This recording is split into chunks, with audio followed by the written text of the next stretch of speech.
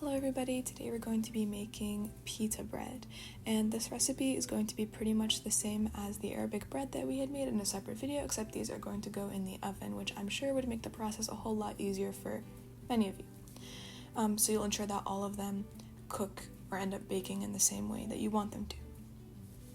Other than that, when you did it on the pan, it didn't turn out great.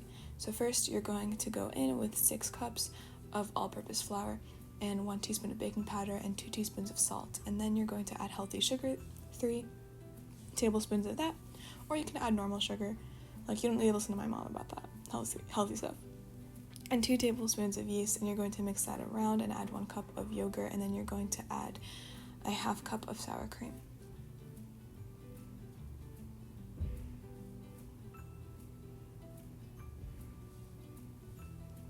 Or you could also add labneh, which I'm not sure I don't think there is a translation. It's called labneh. You can find it on your store. You could also use that instead of the sour cream. Anyways, let that mix. Add the water slowly, then add the olive oil slowly. Once it goes through its stages of clumping up together, let it absorb all of that until you get this nice single dough that's all together. Then you're going to cover that bowl with saran wrap and stick it in the oven to proof at 100 degrees Fahrenheit for about an hour. And then it'll come out looking beautiful like that. Take off the saran wrap and punch it right in the middle, as always. Swirl it in. And make sure you get everything that's on the sides. You're going to set up your workspace with some either olive oil or flour to make sure everything doesn't stick and is nice. Flatten out the dough, cut it into 4 equal pieces, and then make those into little dumplings, because we're going to cut those in a bit. It just makes the process easier and seeing that everything is even.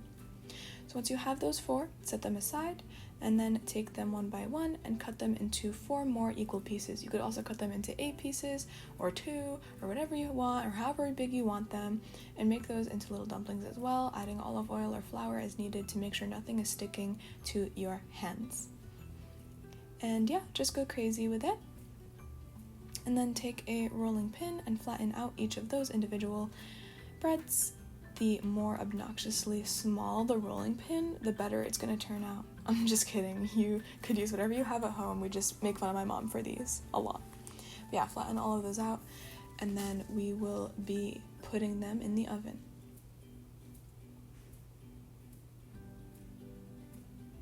Yes, oven time.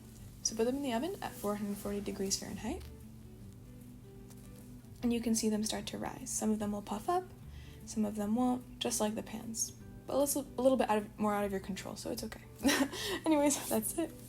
This is your pita bread. I hope you enjoy with a side of hummus, and you can make sandwiches as well. But yeah, we hope you enjoy. Happy pita breading. Bye!